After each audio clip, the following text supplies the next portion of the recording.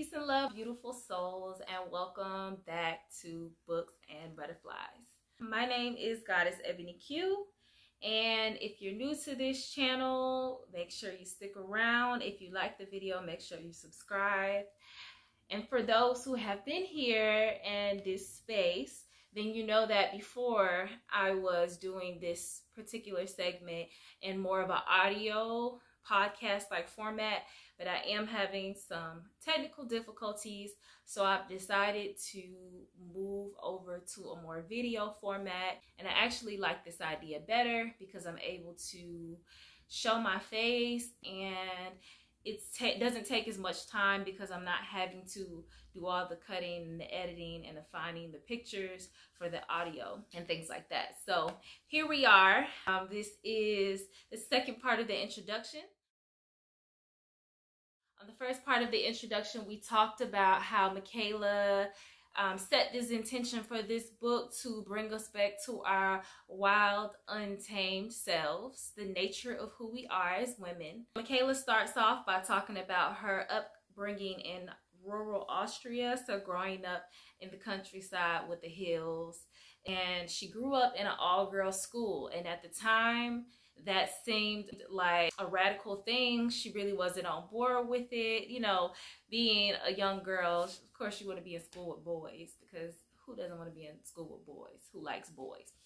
So she realizes later on in life how beautiful that was, and she really thanked her parents for that experience, because growing up in an all-girls school, she didn't have the idea of women not being equal to men, or you know, that there were any differences with what boys can do and what girls can do.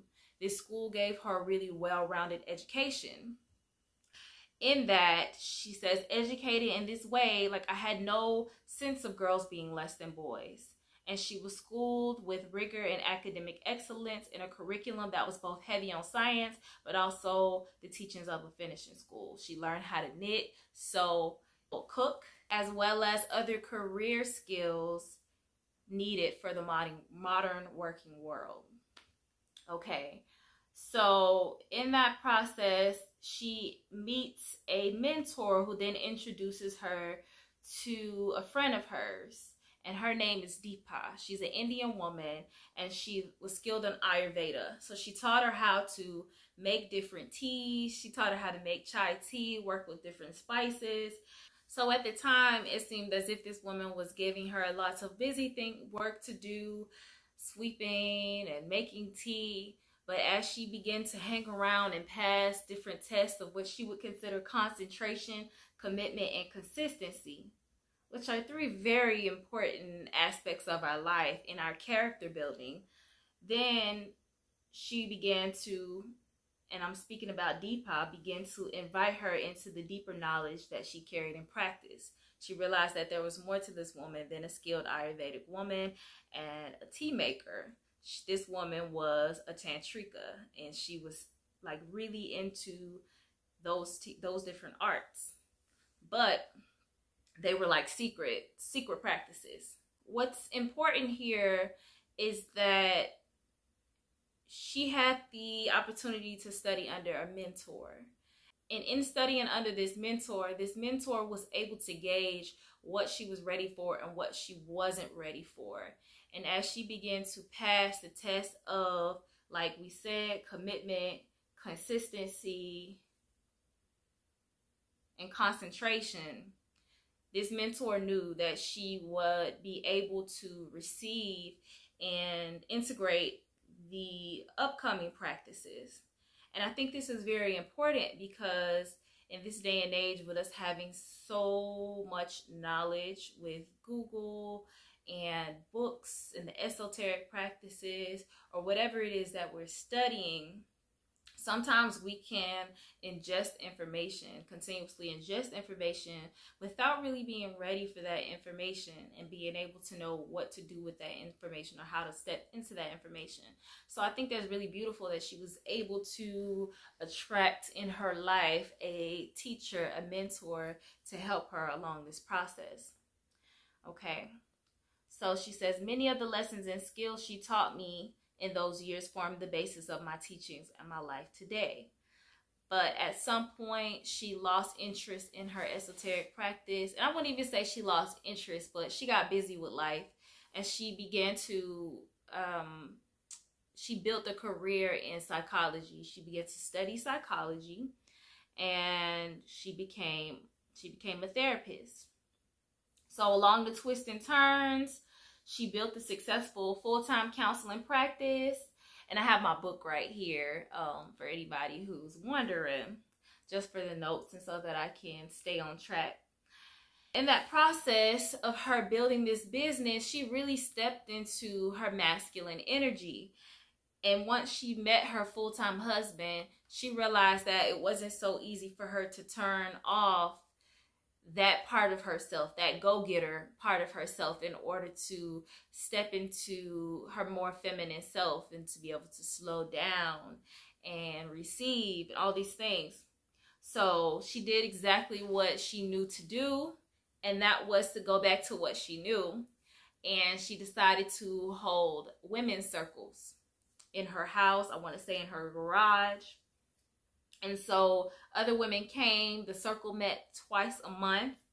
And they were all kind of in the same boat. They were exploring the same things, navigating career and how to be a wife, but also maintain a family and still be fulfilled. And so they began to connect with one another. They began to move their bodies every time they met to release the tension and stress. And this is exactly why I love women's circles so much, because there's something really magical that happens when we get together, especially when we're in this space and we get together and we dance and we sing and we shout and we release and we pray and we move our bodies. So much magic happens in those spaces. You just start to realize the synchronicities and why you all are here. And it's just a really beautiful experience. As her relationship with her partner grew, she ended up marrying this man who she saw to be her husband. And she still was kind of at war with herself. So this for her was the playing field to really apply all the things that she had learned from both her mentor, but also all the things that she had been teaching in her counseling practice. She said, I had to come to terms with the fact that I actually enjoyed being in charge of my own business and my own money, and that I was really good at it. No amount of hearing that I was too much in my masculine energy or not feminine enough would change that. And I think this is a powerful revelation for her, because we tend to sometimes feel like we have to show up a certain way to be feminine or to be considered a feminine woman. But she was able to realize, Michaela, that this aspect of her life is important to her. And that really resonates with me, because I had to make terms with that. I really tried to fit myself in a role at one point of just being a homemaker. And I found myself really unhappy really quickly. So I got back into the world and started offering my services, teaching fitness classes. And from there, I was able to find my joy again. So I realized that although I do enjoy these aspects of the feminine in terms of cooking and being able to care for my children, I also recognize that I am a multi-faceted being, and that being able to make my own money is important to me. And then as I began to study my birth chart, I realized that I have Capricorn stellium, and I also have a Sag stellium in my Capricorn house. So it would only make sense that that is an important part of my life, and I've grown to accept that at this point.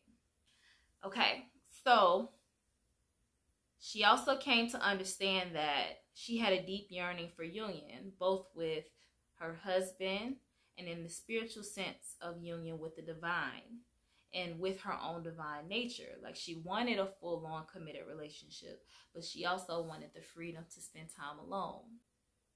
As she began to teach workshops and teach classes in Europe, sometimes she would find herself in some of her clients' backyards with the garden and over the hillside.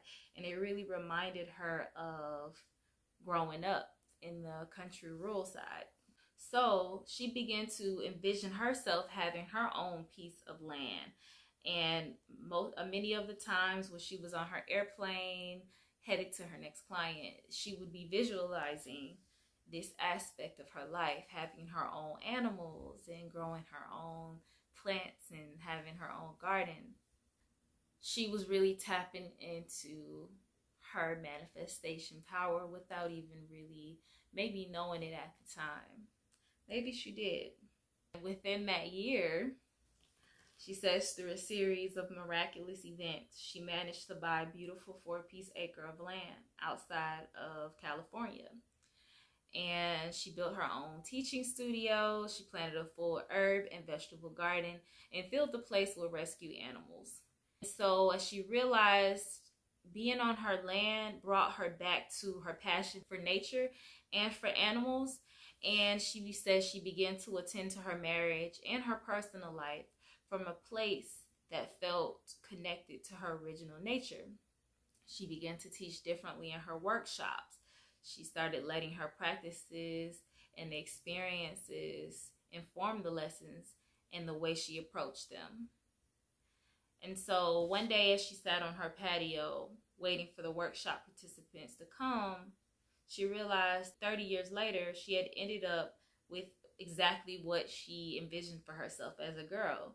A place in the country with gardens and animals where people could come to heal and learn.